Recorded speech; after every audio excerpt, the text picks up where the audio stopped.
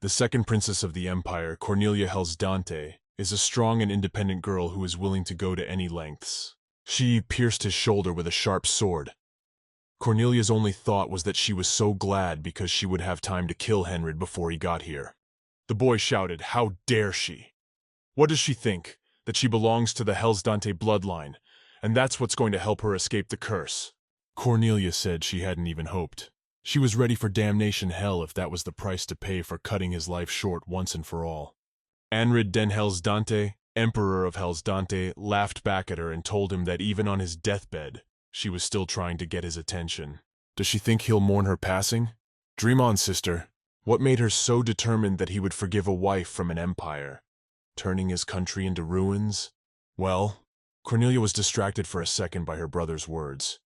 She needs to pull herself together and focus, letting that scumbag hurt her.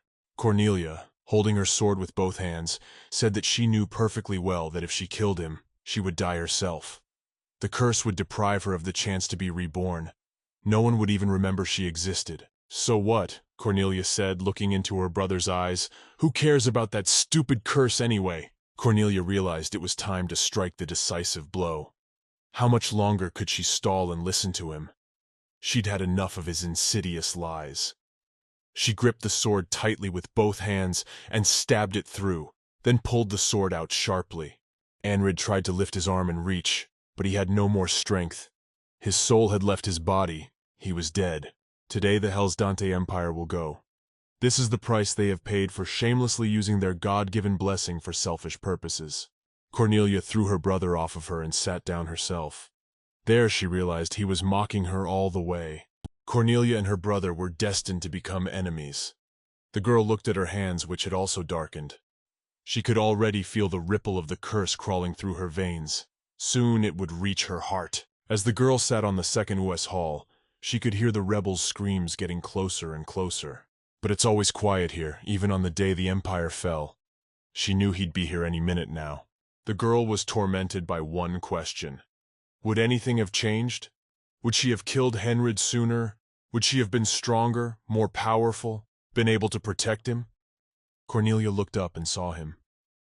She said it, him. Well, there now. She is the only one of the Helsdante family. It's over. Maybe he wanted to avenge it himself, but she apologized to him for taking that opportunity away from him.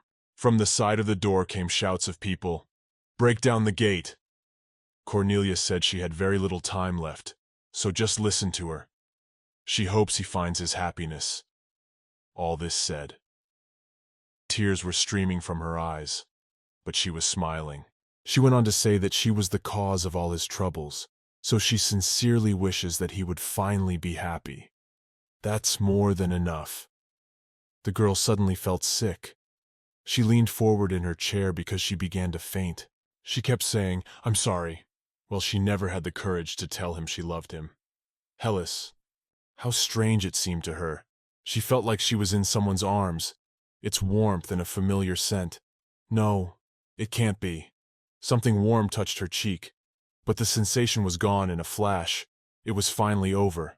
How did she ever come to this? All she wanted was to see him smile again. When he smiles, he starts to look like Prince Charming from a fairy tale. When she was a child, her older brother remarked to his sister, "Does she really like him?" Well, she didn't say anything then, just lowered her head and remained silent. But her brother understood. There was a hint of guile in his gaze, and there was a note of innocence in her gaze. She blushed slightly and said, "Uh-huh," answering her brother's question. What a long time it had been since then. Opening her eyes, Cornelia realized she was under a blanket. There was a little bit around now.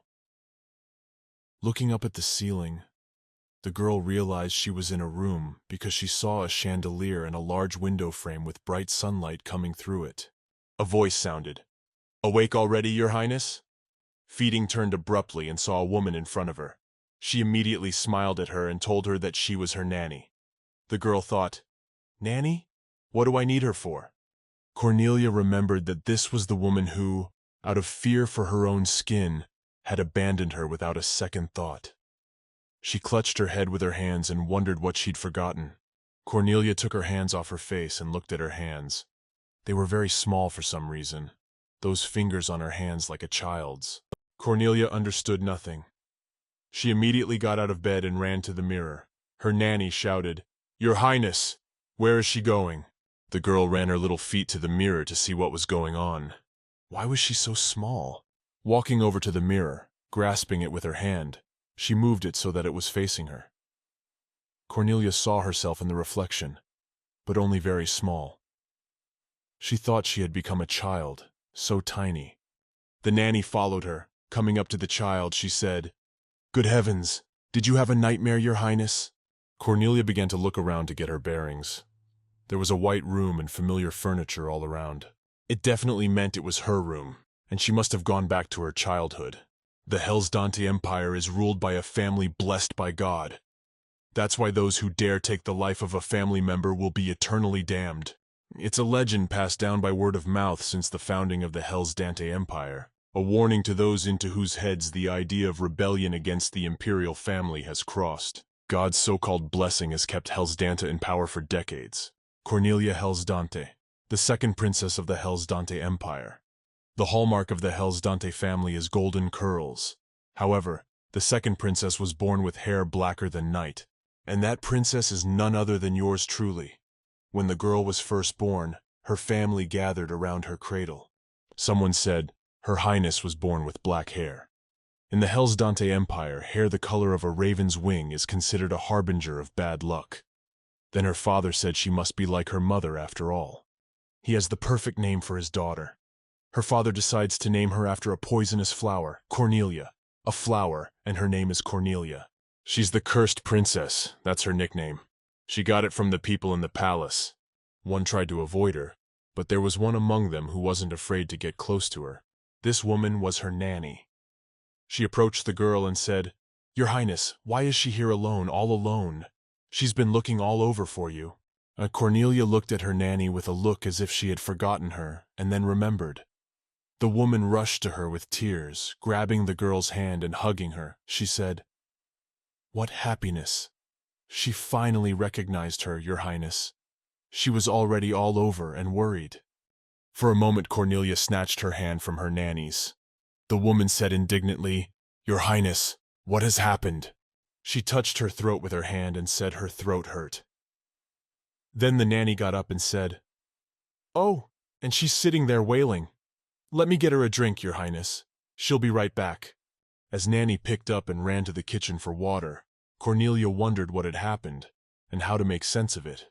She was sure she had doomed herself to damnation by finishing off Henriette with her own hands.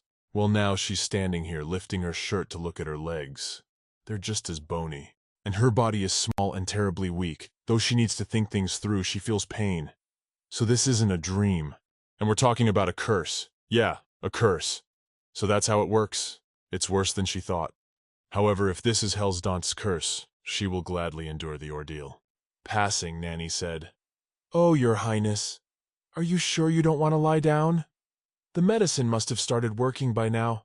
She has no idea how many people have handed her various potions in hopes of her speedy recovery. Cornelia smiled back at the nanny and asked, "Really?"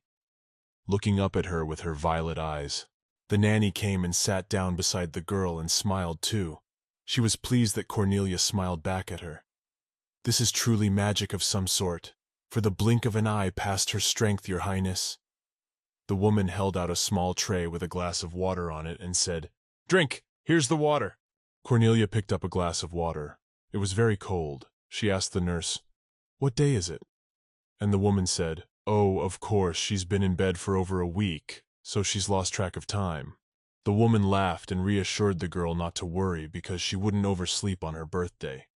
She should get well soon, so she wouldn't miss the celebration in her honor. She began to remember how she had answered her in a past life, and remembered.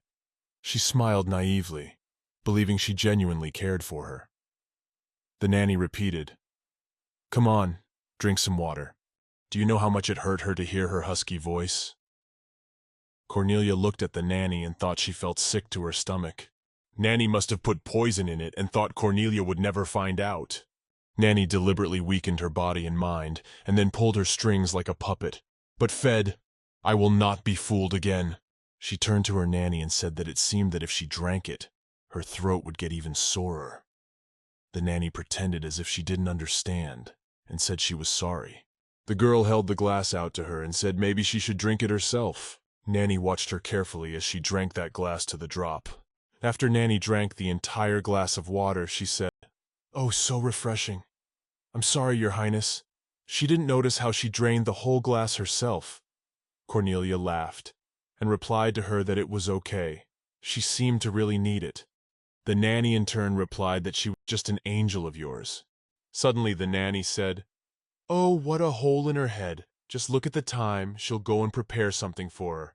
If you need anything, ring the bell at once, Your Highness." Cornelia replied, "Good," and the maid went to the kitchen to prepare breakfast. As the maid went out the door, she thought, "Thank God. She didn't put poison in it today. She could have poisoned herself. That brat's not like herself today, like she knows she's poisoning her." It had been 5 days since she woke up and realized she was a child again. The first thing she had to do was to get her health in order. Cornelia thought, "She's had enough of this constant weakness." The girl looked at her nanny with carefree eyes and poked her finger at the food, saying, "And this, try it." The nanny replied with pleasure. The woman, Cornelia watched her eating very carefully and made sure nothing happened to her. After that, she could eat in peace. When Nanny had eaten, she said she didn't know who had prepared it, but it was simply marvelous. "Now you two, Your Highness, must eat a bite of it," the woman said. After that, Cornelia could eat with peace of mind, though it still wouldn't be called normal.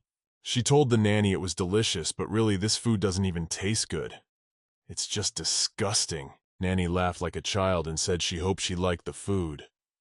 When she's fully recovered, she'll make her something even tastier. Cornelia thought that apparently it wasn't long before she'd start shoving poison into her food. It's just that in that life, the nanny poisoned her until she collapsed from weakness, then stopped until she recovered, and then started putting poison in her food and water again. It's a vicious cycle. Also that the person who hired her specifically for this purpose would take perverse pleasure in the process. The nanny clapped her hands with a smile and said, "Once you're done with lunch, does she want to read a book, Your Highness?" Then Cornelia thought she had some things to think about and answered the nanny that she didn't. Instead, she wished she could express her gratitude. Nanny was pleased with a very wide smile and asked who needed to be thanked. Cornelia said the people she had told her had given her medicines and potions to make her well sooner. Nanny immediately became flustered, not knowing what to say to her. She smiled nervously. Then Cornelia went on to talk about how they might have brought the produce for this wonderful dish. In fact, the girl thought, she must be panicking right now, because those words were a brazen lie. The nanny came over and grabbed the girl, hugging her and shedding a tear, began to explain to her that, "Your Highness, it's not like she's made a final recovery yet, so she's afraid that if she goes outside, she'll get even sicker." The girl decided to support the nanny and said she was right. "Let her thank them on your behalf. There's only one person she can visit today." The girl got up from the table and walked. The nanny said, apologizing, did not understand anything. What man, Cornelia leaving, said, "Oh yes, she'll wash herself." "After all, Nanny, you work very hard. You're already very busy. You still have to clear the table."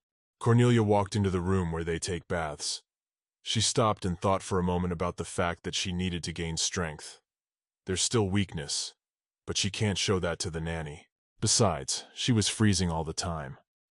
The girl walked over and opened the faucet to fill the bathtub with water, and then she changed her clothes and looked at the water when she got to the bathtub.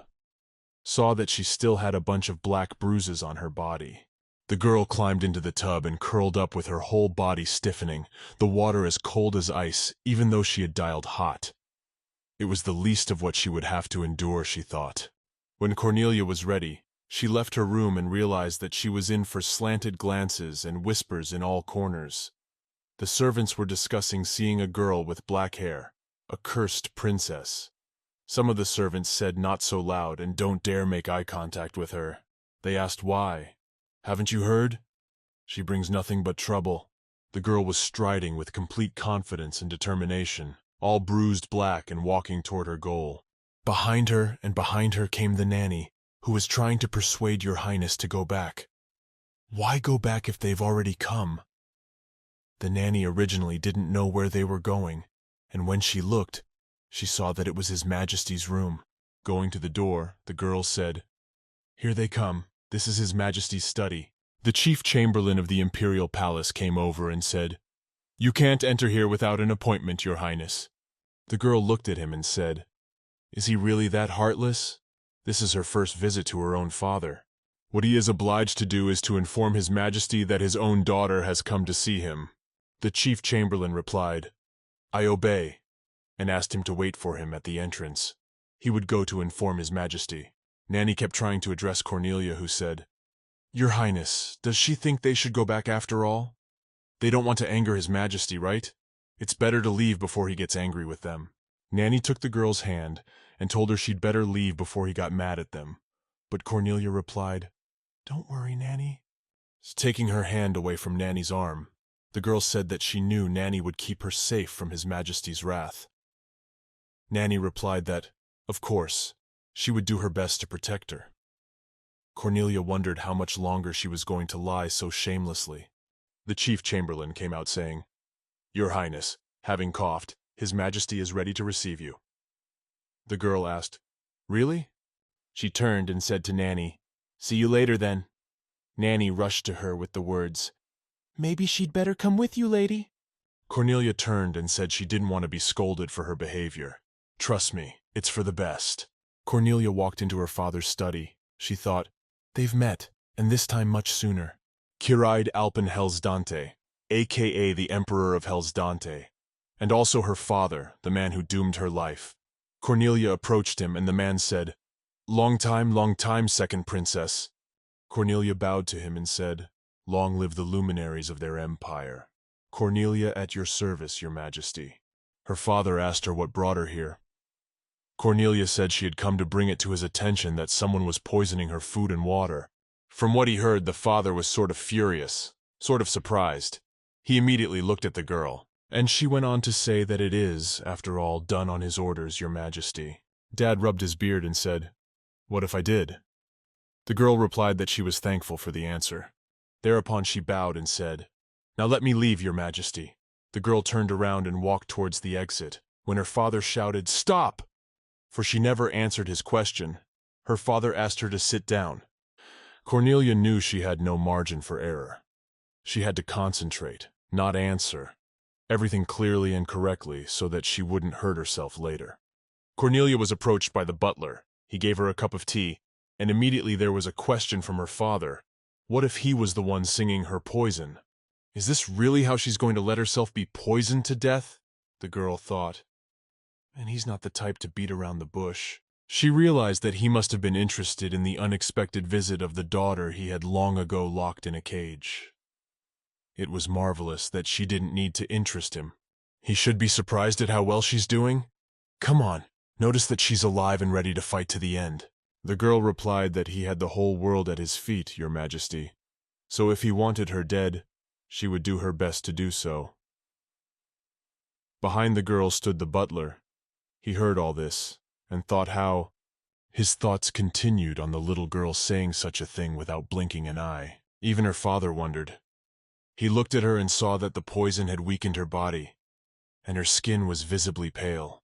He wondered where she got the strength to be bold if she looked like she was about to pass out, and he finally realized that this girl was like nothing he'd ever seen before. There she was. Cornelia was actually shaking with fear in her heart, but she didn't show it on her face. She was patient, so that her plan would not fail. The girl clutched a piece of her dress in her hands as if she was ready to tear it to herself. She repeated to herself, keeping cool and calm. The father repeated the girl's words, that she would do her best to do so. So, and if he ordered her to kill herself right now, would she be able to do his bidding? The butler was uncomfortable and lowered his eyes to the floor, for there was nothing he could answer to His Majesty to stand up for the girl. Suddenly His Majesty jumped up from his desk with horrified and frightened eyes. He was at a loss for words. He banged the table with his palm so that the cup flew up and tumbled with the tea onto the table. He shouted, "What do you mean?" The butler rushed to His Majesty and asked, "What's wrong?" The butler, turning his head and looking at the girl, was also horrified at the picture he saw. It was a complete disaster, and he rushed to her at once. Father's first thought: did she bite her tongue? The girl was bleeding sorta blood, but she didn't shed a single tear, and looked at her father without even blinking her violet eyes. Butler, who ran up to the girl, took a handkerchief and wiped her mouth, saying, "Allow me, your majesty." The father, having calmed down, sat down on the table and said, "Ha," he asked, "does she dare to play mind games with him?" The girl turned to him and asked again. "She didn't hear. She apologizes, your majesty. Repeat." Father, leaning his head against the majority of the chair, thought, "This is the one who is slyly, like a fox, stepping on the edge, but does not go over the line." When he got a little breath, he said, "Let me make something clear to her. He didn't order anyone to poison her. But now he would like to hear from her. Does she wish to punish the culprit?" Cornelia smiled, thinking that she had waited so long for this question from her father. She said, "No, she wants much bigger and grander things." Father interjected, wondering what, surprised, she meant. The girl smiled and said she wished he would give her a chance, your majesty. She remembers the rest of it as a blur. When she got to her room, she flopped down on the bed because she was still weak. The nanny kept running around her, asking her endlessly what she was discussing with His Majesty. She wasn't hurt. She must be in trouble now. But Cornelia only remembered the nurse's incessant chattering in her ear. What Cornelia remembered most was the look on Nanny's face when the chamberlain said he would be stopping by soon to see Cornelia. The nanny kept trying to get some information out of her and asking endlessly, "Your Highness," but Cornelia told the nanny not to wake her until tomorrow morning, and she had to leave the girl alone at last and wish her a good night's rest. At the same time, in His Majesty's study, he kept pondering and thinking about his daughter's words as she said she wanted him to give her a chance. Signing some documents, Cornelia's father realized that the girl was living up to her name. "Kiraid, address the butler," he asked, saying, "Besides that nanny, Cornelia has no other servants?" The butler answered exactly that. "Your Majesty, this is the nanny," and wanted to say something else, but Kiraid interrupted him, saying enough was enough. She may have been poisoned, but there was no threat to her life. His Majesty already realized that it was obvious who gave this order, so there was no need to investigate. The butler said, "As you command, your Majesty." His Majesty thought she would ask to save her life, rather than give her a chance to join the fight for the throne. It seems to him that Cornelia's birth, is the only decent thing this wench has done. Cornelia is asleep at the moment, and she's having a terrible nightmare, like she's running somewhere, and everything around her is dark. There's nothing, it's empty. Finally the girl stopped to catch her breath and look around, but she saw nothing. And suddenly she heard her brother's voice saying, "There she is, where Cornelia is." At that moment she woke up, jumping up on the bed, looking around the room and making sure no one was here. It was just a bad dream. She woke up in a sweat, and it was the horrible nightmare. Looking at her small hands, she realized that her body was too weak as well. After she had visited the Emperor, and Nanny had spent another week prying the details of the meeting from her, she kept asking what she and His Majesty had talked about. But the girl was too tired to say anything back to her. She just sat there silent, although sleep and normal food had made her feel much better this week. She woke up, put on her slippers, and went to the window. She was already slowly getting used to her new body, but only the weakness still lingered. With difficulty opening the balcony, the girl went out for some fresh air. It was cool outside. She kept thinking about being back in the past with memories of the future, but something remained the same. She was still lonely, at least for now. She needs to find someone who will be truly loyal to her. This time she'll make sure her curse doesn't hurt him in any way. The next day, early in the morning, there was a shout from the nanny, who ran down the corridor and shouted, "Princess, your highness, wake up!" She burst into the room shouting, "Wake up, your highnesses!" Cornelia sat on the bed and started rubbing her eyes, saying that the nanny was so early. Nanny said there was such a thing. That's why she was so early. A man's voice sounded in the room. The butler came in, pushing the nanny aside, and said, "Greeting the second princess of the empire." Cornelia, seeing who came in, greeted and said she was the head chamberlain.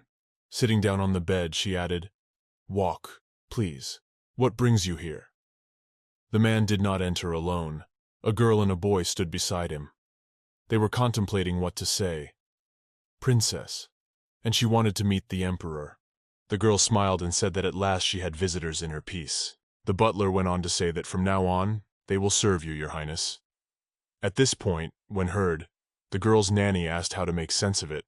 Cornelia said not at all, Nanny taking good care of her as it is.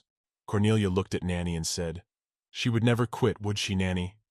Where could she go without her? She was the one who always and always decides everything for her. To me, she replied. Of course. Cornelia began listing such things as who to keep, who to fire. Such decisions are always left to the nanny. Nanny shouted, when did she ever do that? It's not true. There's such a misunderstanding. The nanny said to the chief chamberlain, Her Highness often confuses things. The woman said, besides, you saw it yourself. But the two servants and the chamberlain looked at Nanny.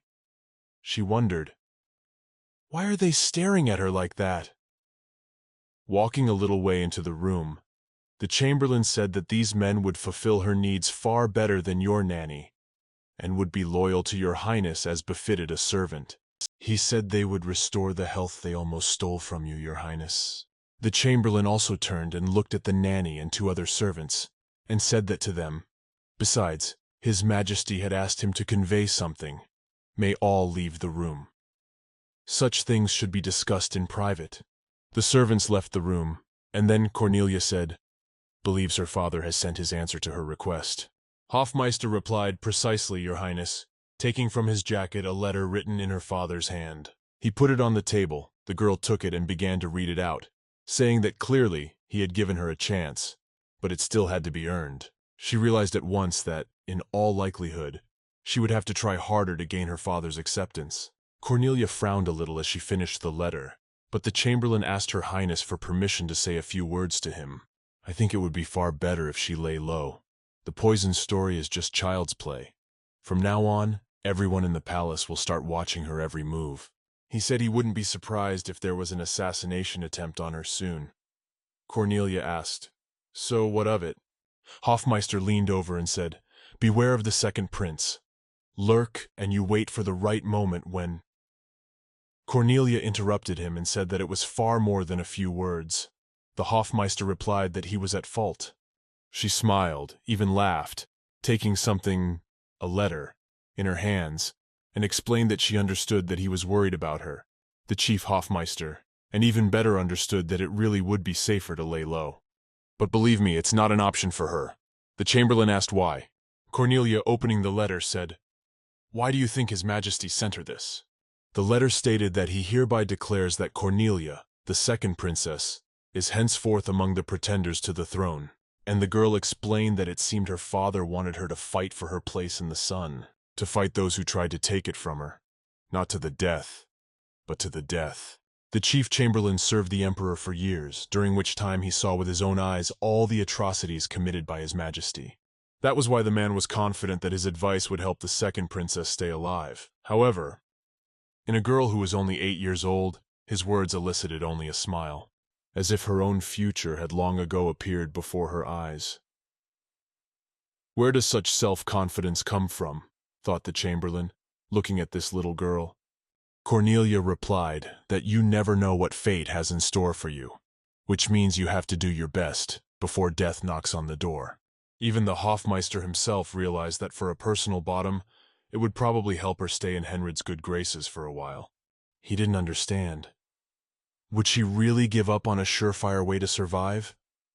Unfortunately, it's not like she's going to lay low. Then he said he would have to face the consequences, and Cornelia laughed, saying, that's how it is, and yet she said it was simply impossible to get any lower than she was now. Besides, the girl had already thrown down the dueling gauntlet, voicing her desires for the throne. Yes, the head chamberlain has served Emperor Kireid for years.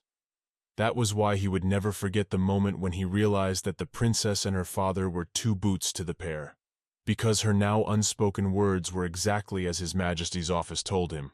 If one wishes to take the throne, one should throw the gauntlet right into the face of the other contender. The Hofmeister understood. She might be a half-breed, but she definitely had imperial blood flowing in her veins. Cornelia turned and said, "Chief Hofmeister, her birthday is about to come." The man said, "Indeed, Your Highness. Have you already thought out what you want the celebration to be?" She smiled and said, even as she thought of it, that she wanted to have a grand ceremony. She had something to celebrate this year, after all. Hofmeister looked at her and realized that she was referring to becoming an official member of the imperial family. The girl said that of course he would convey her request to His Majesty. After the conversation, Cornelia said, "Okay, you may be free to go." Just as the chamberlain was leaving, the nurse burst into the room, shouting, "Your Highness!" She opened the door wide open and ran into the room. Cornelia asked, "What's wrong, Danya?" She immediately sat down next to him on the table and began to ask what she had been talking to the head Goffmeister about. Cornelia looked at Neo, smiled, and thought, but at least she would have brought a glass of water, eh, Nanny? Said, "What, Nanny?" And the woman listened with a smile on her face. "Your Highness?" Cornelia, taking the letter in her hand, said, "What, Nanny? She's the only one she trusts, isn't she?" But no reply, of course. Your Highness did not answer. The girl went on to say that she was fed up with living in the shadows of others. "There, you're just getting on your nerves, Nanny. Nothing much has happened." The girl pulled out the letter, opening it. She poked it with her finger and said, "It's just that her father included her in the list of heirs. I'm not speechless." She only interjected, What? Cornelia reiterated that he said she could vie for the throne. "Isn't it wonderful, Nanny?" Cornelia said. But only Nanny's face was not at all pleased. She was so startled by this news that she was at a loss for words. The nanny ran abruptly out of the room without a word to Cornelia. But the girl realized that she was running with the last tidings to her real master to report all this, and this was only the beginning.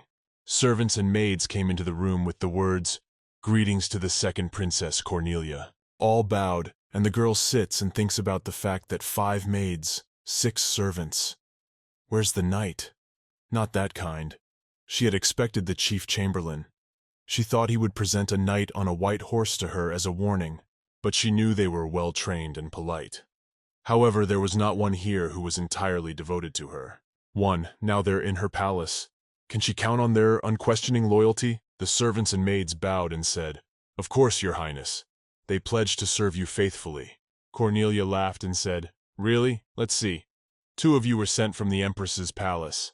The 3 from behind were sent by the second prince, 2 more by the third princess. But you 2 are new, right? And the other 2 were sent from His Majesty's palace." Cornelia sat down at the table, took a cup of tea, and, shivering, began to speak, asking again, "Can she count on their loyalty?" The guy standing nearby was so nervous he was sweating, and she asked, "Oh, don't be so nervous, it's all right, isn't it? She was just asking a question." The girl continued, "Let them all be sent here for a specific purpose. Now they are working for it, which means from now on, the choice is theirs alone." They all replied in unison, "As you say, Your Highness." But Cornelia explained to them that, however, it will take a lot of work to gain her trust.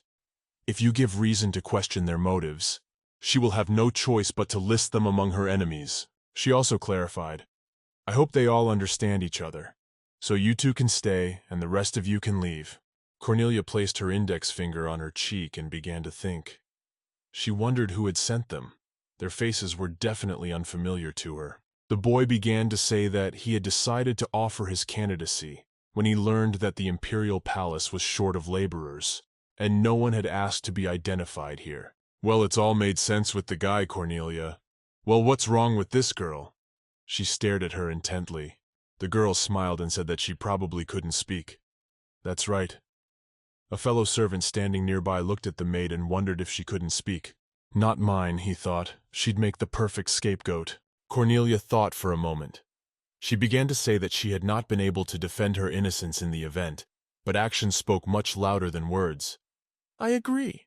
A guy standing nearby said, "That's too reckless, Your Highness. She doesn't know what this girl is capable of. You need to keep an eye on her."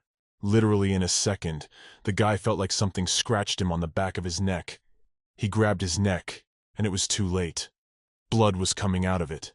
The girl standing next to him killed him in a second, without blinking an eye. The guy fell unconscious. a pool of blood on the carpet. Cornelia ran up to this maid, hugged her, and told her that she had been waiting for her for a very long time. Lel. Cornelia was always lonely because everyone who wished her well ended up dead.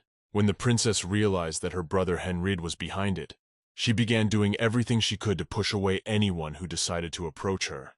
She pushed them away, insulted them, chased them away, but only Lel refused to leave Cornelia. Cornelia was very worried about Lel. She was always looking after her. And the girl said, "Don't, otherwise she'd put herself in danger." The mute maid remained by Cornelia's side until the end. She looked after her and was devoted to her in every way. Until one incident when she met her brother and he was standing there with a bloody sword. He said she was learning nothing, his favorite little sister. He came across a nasty bug in her palace and squashed it instead. Her brother leaned over to her and told her to memorize his words. "Cornelia, she will be alone forever. Well, or at least as long as he's alive." Presently, Lel got down on one knee in front of Cornelia and, rolling up her sleeve, showed the inscription on her arm. It was written on that hand, swearing to destroy her enemies until death. Cornelia realized she hadn't changed a bit. Mom must have been a scary person to turn her into a killing machine just to protect Cornelia. What did she put in her head to make her unquestioningly loyal to Cornelia? The girls got up off the floor, and Cornelia said that she was her ally now, no more harming herself. Lel waved her head that she understood. Cornelia was glad that the one person she could trust was once again her trusted servant. Cornelia took Lel's hands in her own and told her thank you for coming. She would now help her turn this rotten terrarium upside down. When they examined this guy a little later, they found 2 daggers under his clothes. Cornelia began to recall that this was the mercenary her brother had sent to her before. Now the room stank of blood. Cornelia had lost her appetite. The nanny burst into the room, having already apparently reported to her master. She ran in and said, "Your Highness, you must go," and saw the dead young man lying on the floor. The nanny cried out. She wondered what a dead body was even doing here, and where did he come from, and who killed him in the first place. Cornelia rushed to Nanny, hugging her. She said she was very frightened. The girl began to say that he suddenly collapsed to the floor, and the carpet beneath him began to turn red. Suddenly, was this really about an assassination attempt? Then why is the princess still alive? The nanny didn't understand anything about what had happened in the room. Cornelia tugged at her dress and said, "You know, Nanny, she's very hungry, she's starving." The dining room of the second princess's resting place. In order for her to eat here, they had to get rid of years of dust. Cornelia thought, how funny. So surprised the guy died. She, the princess, didn't bruise, didn't scratch. The girl also realized that the good services would try hard to gain her trust, to gain control over her, just like the nanny did. And because of that, she's just sure that there's no poison in this food. She can start eating normally, because as long as they gain trust, they won't dare to kill her. The girl said it looks appetizing. Even if it was poisoned, she would enjoy this dish wholeheartedly. Everyone immediately cried out, "Let them check to see if there is poison, Your Highness. Don't eat it." Cornelia said in a calm tone that she shouldn't. She knows they wouldn't put poison in it. When Cornelia had a delicious meal, she said she was looking forward to the next meal. These new maids didn't know all the rumors yet, so they only discussed the fact that she was very small, fragile, still just a child. The princess barely touched her food. Could it be that the little girl and directly poisoned in front of her eyes, a person had just died? She would lose her appetite too. Cornelia realized that she needed to find her people as soon as possible, those who would be loyal to her for who she was, and the reason for this fidelity must still be justified. Cornelia summoned the maid Lel, and they retreated to a secluded place to talk.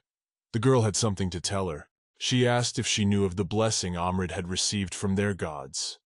Lel waved her head that she did not. Then listen, the one who kills him will be cursed. That's what the blessing is all about. Because of that curse, she went back in time and is now living her second life. Last time, Amrid took everything she'd ever cared about from her, but she was able to decapitate him. But in return, the curse transported her back in time. She knows that's not an easy thing to accept. Well, in her past life she, Lel, had done everything to protect her. Cornelia took the girl's hand and went on to say that she had been weak and helpless then, and so Cornelia was unable to keep Lel from being killed.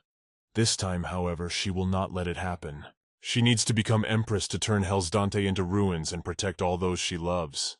Lel knelt down, then Cornelia put her hand on her shoulder and said, "Be strong, Lel. Serving the cursed princess won't be easy." Lel looked with her earnest eyes, which simply read that Cornelia's wish was law to her, and she would be with her to the very end. A nanny named Evelyn Vett had never been loyal to Cornelia. For serving the princess and the real household, Evelyn promised her a generous reward. She had 3 tasks. 1. Keep your eyes on the princess. 2. Make sure she's always sick. And the 3rd was to report regularly on her condition. Evelyn believed that one day the second prince would take the throne, so the reward was already in her pocket. Fortunately, the princess was an ordinary child not worth His Highness's efforts. Evelyn was amused in the most perverse way possible. Let the second princess appear under the heel of a member of the imperial family and play. This fact gave her incredible pleasure. But one day she realized that Cornelia was behaving differently. She began to notice that since some time ago, the second princess began to pay attention to other servants. And why did she visit His Majesty? She thought about it, of course, and wrote it all off as teenage rebellion, which wasn't far off. But she really wanted her control back over her. She kept trying to find out from Cornelia what was going on in one situation or another, just as she is doing now. She, putting 2 hands on Cornelia's shoulder, asks what she heard. She asked everyone to leave, out loud, except for 2. Why didn't they call her? Were they able to take their lives? From the side of a recognizing person like Cornelia, it looked downright disgusting. She was going out of her way to give out and be the best babysitter she could be. But the girl realized it was too early to tear off the mask. Cornelia just asked the nanny, was she worried about her? Nanny, sitting down on her knees, said, "By yourself, tell her why she asked for those 2 roomers." Cornelia said, "What would she do without her? She always takes such good care of her." The girl removed the nanny's hand, said by the one, and left alone in the dining room to gather information about the dead servant. Right. Nanny immediately began to question, who was he? Who sent him to the palace? And Cornelia said, "What, her father or Her Majesty? Or maybe it was—" The nanny grabbed and started shaking, saying, "Your Highness, watch what you say." Cornelia came up with an interesting situation. She said, "You want to know what that servant did right in her room? He killed himself, cursing Cornelia. He told her not to dare leave her palace, that it was a warning, and then slit his own throat." She told the nanny so, because she could not give away her new ally. Cornelia said that she needed to find out who had sent him to protect herself from danger. After saying that, Cornelia thought that the nanny would probably think that the warning had been sent by her master and was meant for her. And she would decide to ask Anya again, so she would know who had sent it. Who? How would she know, Your Highness? Anyway, that's why she tried to dissuade her from visiting His Majesty. Just stay in her chambers. She will do her best to protect her. Cornelia said her father had already promised to throw a grand celebration for her birthday. The girl turned around and went wandering around the room, saying, "What? His Majesty wants to introduce her to the light? She will go against the Emperor's will if she stays in her chambers." The girl also added that she liked to decide things for herself. The warning scared her, but that's okay. Cornelia turned abruptly and looked at Nanny with a strange look, said, "Does she want to know why I wasn't tensed by those words?" Cornelia ran up to her afterward and told her that she always says she will protect her at all costs, and she believes her. Cornelia thought, what should I do? Oh, a bath would probably be a good place to start. She asked her nanny to fill hers. Walking into the bathroom, Lel also came in to join her. Cornelia asked Lel to keep an eye on the nanny and, if possible, get what she asked her for. That's all for now. The girl pondered, and really it was not the time to show her true face. We should wait a little longer. After the death of the first prince, no one dared to cross the path of the second prince. People began to discuss the topic, saying that she had become a pretender to the throne. Good heavens! That was until Cornelia received the right of inheritance. It was not only the servants who discussed it, but the aristocrats as well. They say that His Majesty has always had a fickle temper, though there is no doubt that it is Prince Henrid who will ascend to the throne. The appearance of a second princess excited the nobility, and some began to doubt the seemingly obvious outcome. Cornelia's name came up frequently in the aristocrats' conversations. They discussed how the second princess could claim the throne, since they had never even seen her before. She's a half-breed. She's not made of the same stuff. Just now, walking past the aristocrats, the Marquis d'Argent's successor, Naskin d'Argent, is walking along and saying, "Yes, and why do they only talk about who's going to sit on the throne?" His assistant runs up behind him and says, "Gosh, young master, be careful what you say. You'll be overheard." What's the big deal about those words? He has no desire to scratch his tongue about some stupid gossip. His aide explained that it wasn't stupid gossip. Naskan quickened in his movements, walked faster, and the aide runs after him, saying that his father had told him to be courteous to members of high society. Naskin asked in surprise, "And just what did your father find in them? How does your father have a real knack for recognizing powerful people?" His assistant tried to explain to him. A guy asked, "And what, he also supports the second prince, who, by the way, is a copy of his daddy?" The aide almost lost his glasses with excitement. He said that the second prince's supporters were exactly what was gathered in that room. "I beg you, young master, please stop in case someone hears." The aide is trying to convey that and generally where it is he is going today. He has to introduce himself to the second principal. "Young master!" he shouts after him. The guy yells, "Wait, young master! What are you up to? Why are you climbing over the railing, young master?" He hears him. "Just don't tell him what you've decided. To run away again." The guy sitting on the railing waved 2 fingers at him, saluting, and said he was going to go look in on Duke Svenbach, and he had to think of something, some excuse for his father. "Okay, see you later." And the boy jumped off the balcony. Naskan, who had jumped off the balcony, went about his business as if nothing had happened. The assistant, kicking up his heels on the balcony, shouts, "Young master, he should have known, for he agreed too easily to go to this banquet. My God, how can he justify himself to the Marquis?" Naskan d'Argent. What a little rascal, sneaking out again. The lad was walking towards his friend and girlfriend, thinking about the conversation those gentlemen were having, Anrid the second prince. Cold-blooded bastard! If we should have the throne, the empire will become hell on earth. So it's about time the second princess made her big debut. The mere mention of her has thrown Anrid's formerly brightly lit path to the throne. The only hitch is that no one knows anything about the second princess, Cornelia. What if she turns out to be as cruel as Henried himself? The boy reasoned that this would then change everything fundamentally. He knew his father didn't like his friendship with Duke Svenbach, but he was curious what his lordship would say about all this. He does have that gift of seeing right through people. The boy reflected that he knew nothing at all about this princess with black curls, but he really hoped that Cornelia would be a ray of light in the darkness of the imperial family. If she did, he would gladly play the role of her trusted ally. Night came, and Cornelia, as usual, went to bed to fall asleep, when suddenly she heard the sound of breaking glass.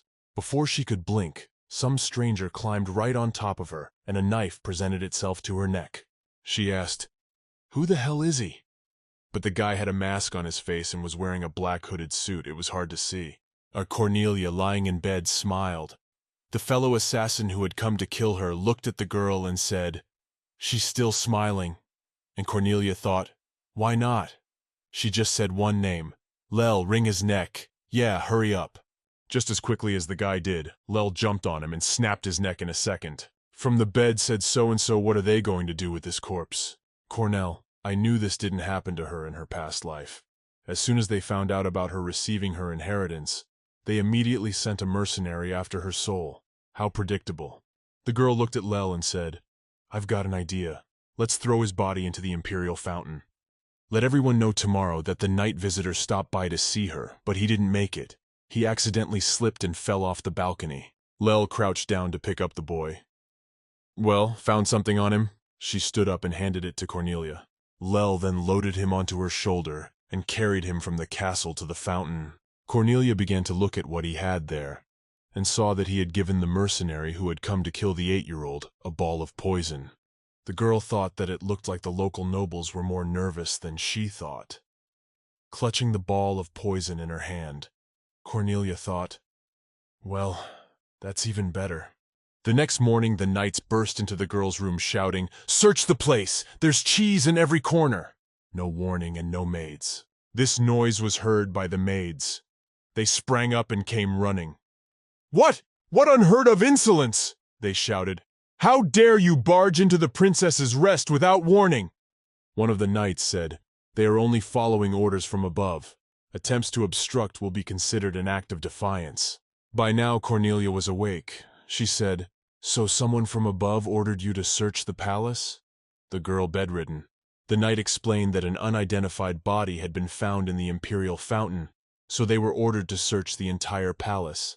Cornelia smiled and said, "What does this have to do with me?" The knight replied that they were about to find out. He looked at the girl and thought, what kind of helpless princess would make them with false arrogance?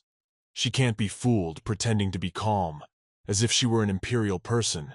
Then Cornelia asked, "And what were the knights doing while the body was being dumped into the fountain?" "There is no one but a servant in her chambers. The regent would only make the one who gave you the order look like a mockery, wouldn't it?"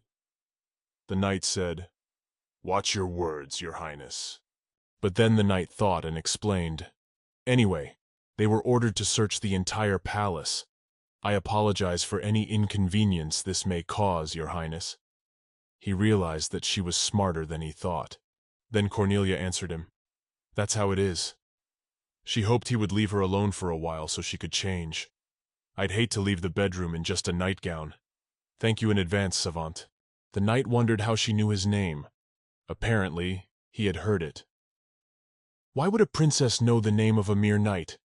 He replied, "Very well, your highness, but hurry up." Cornelia began to tidy herself up with her maid, putting on her dress. They had the finishing touches left. Then she told the maid not to say a word until she allowed it. She didn't want to die. The maid apologized and promised to be more careful. Cornelia explained that she didn't need to worry about her, much less try to protect her. Her life just needs to follow her master's orders. She says it's for her own good. The maid screamed that she didn't mean it, but the girl told her not to interfere, just to be a spy for her, to survive herself. Cornelia went to the exit because she had finished dressing.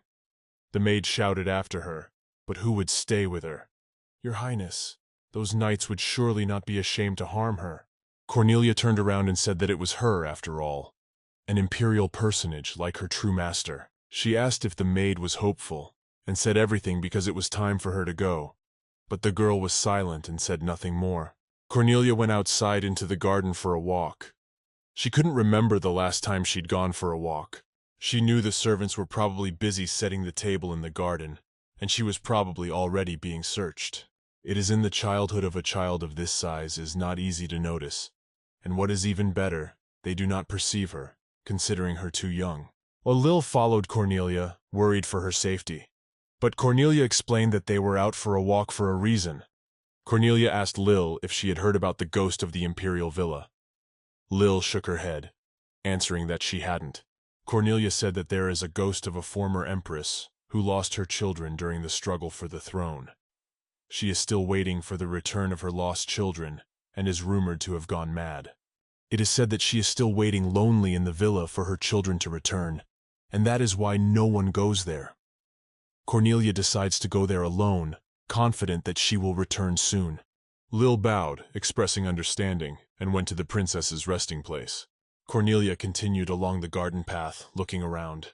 Yellow flowers everywhere, her villa drowning in them.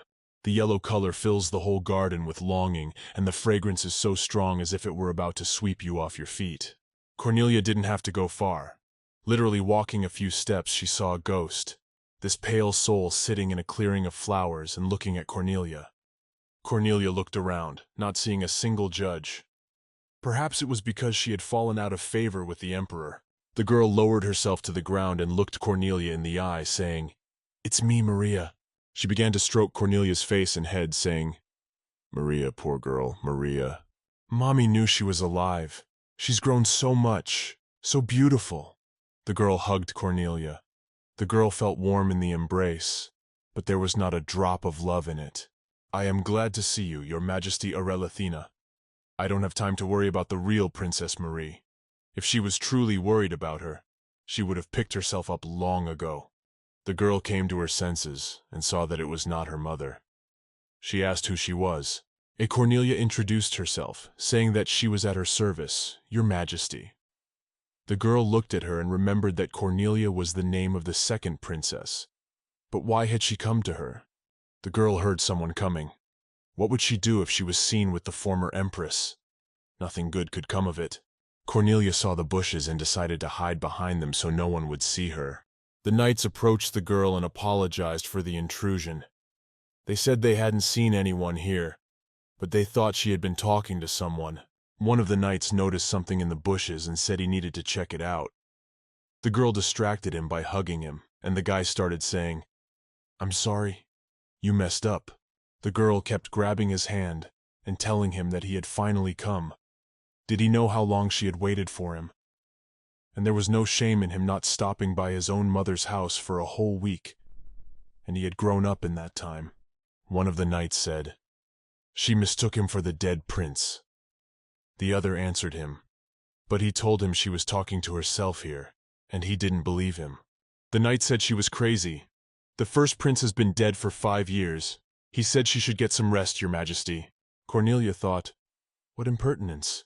She may have lost her mind. But she was once the empress herself, and now she's silently enduring the insults as if she had no other choice.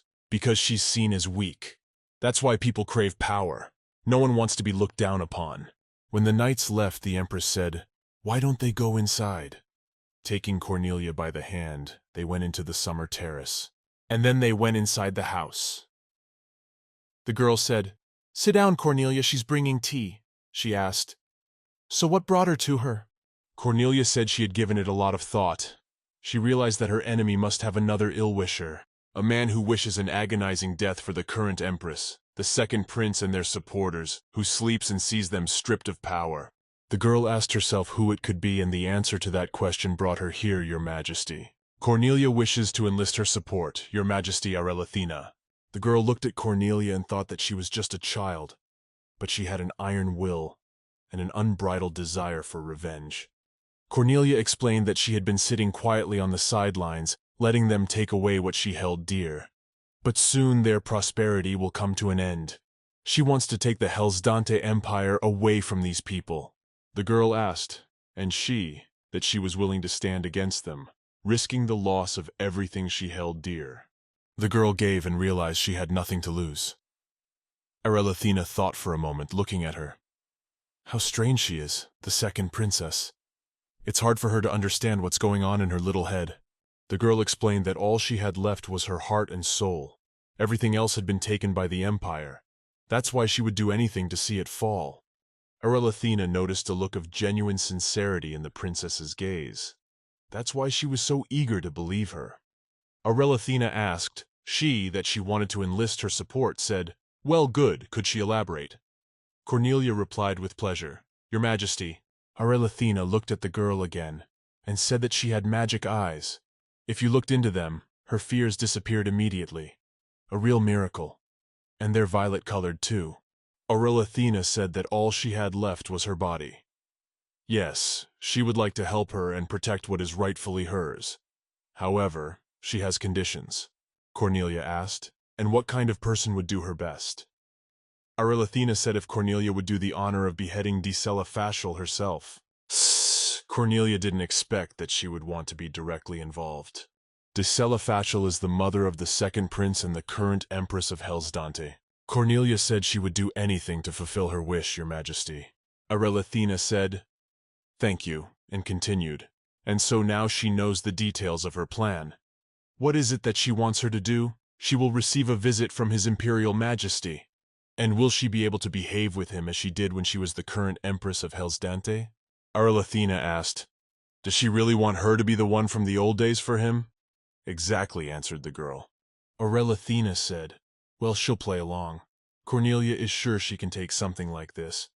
The girl said she gave her a reason to live, so she's looking forward to this meeting. Arelathina said, "Oh, I almost forgot, won't she wait a minute?" The girl took out a box and said, "Take it. When Cornelia opened it, she saw a beautiful white dress. The girl said it belonged to Princess Marina Belle. She made it for Maria to show off for her 6th birthday, but she never got to give it to her. So she decided it was time for this dress to find a new mistress. Athena said that she hoped very much that she would like the dress. She replied, "Thank you, Your Majesty." Taking the box, she said goodbye and followed her to her castle. As she approached her castle, she realized it was time for her to return to her cage. There was a cry from the maids. One of them brought Cornelia and said that this girl was lying outside the palace. "Wait a minute, that's not the second princess. What is she doing here?" The maids looked at her. She was all dirty, and her dress was muddy, as if she had fallen somewhere. The second maid said, "What if she is?" "Yeah, I guess she is." Cornelia smiled slightly and thought she was hinting at finding her true master. An hour later, the butler came to Cornelia's house. He said it was an extremely reckless act. The girl asked what it was about, and he said that, "Your Highness, you pretended to have lost your creature right outside the Empress's palace. That's all everyone is talking about. They think she was trying to hurt you after learning that you are now claiming the throne." Cornelia asked why he was so upset. "There is some truth to those rumors, and he knows it very well, Chief Hofmeister. Like the fact that someone sent a mercenary into her resting place last night. He seems to have something to say, but why don't they leave the past in the past? Besides, it's not her he should be concerned with right now, for the flower forgotten by the imperial court is about to bloom its petals again." The Hofmeister asked what it was all about. The girl said that he would lose his usual simple-mindedness and bloom even brighter than before. The girl advised him to keep his eyes open, and the Chamberlain thought, "Does she really want him to pass this warning on to His Imperial Majesty?" The man said he understood, Your Highness. The Hofmeister wished her proper rest today, and himself rushed to report to the girl's father. Cornelia saw Lel in a dark robe standing on the doorstep. She said, "Welcome back." "What did you find?" And Lel took a vial out of her pocket. It was a vial of poison. Cornelia explained to her that the only thing left to do was to find a bottle of the same size and give it to Nanny when she got the chance. Lel noticed that Cornelia had something wrong with her hands. She reached out her hands and put hers on hers, and the girl's hands were all scratched up with dirt and scrapes. Cornelia explained that it was nothing serious. She just had to dig in the ground and hurt her hands while hiding the box. She's in no pain at all, and there's nothing to worry about. But Cornelia was very pleased that Lel cared about her. She thanked her. Kiroyd walks down the hallway and reflects that even though she is no longer the Empress, she is still his wife and part of the imperial family. When he came to her door, he did not understand how there could be no servants in her chambers. When he came in, he said to Arlentina. The girl told him in return that she welcomed the son of this empire. Kiroyd looked at her and thought she knew he was coming. Surprisingly dressed and groomed, looking. Kiroyd walked up to her and said, "Is she still resentful of him?" But the girl clenched her fists in anger, but pretended she wasn't, resting her head on his arm as if she missed him. She said he promised to make her an honorary woman of the whole empire. That's what honorable means to you. You probably wanted her to wait her whole life for him to show up. The girl threw herself into his arms and began to cry. Kiroyd looked at her and thought the loneliness had done her good. Heard she had lost her mind completely, but no. She was even more docile than before. "He's all she has left, Your Majesty, begging not to disappear, and she's not asking to be made Empress again. The main thing is that he's there for her. She has but one wish, Your Majesty." He asked what it was, and she asks to visit her from time to time, like today. He rejoiced, laughed, and said that, and here was the woman he knew and loved.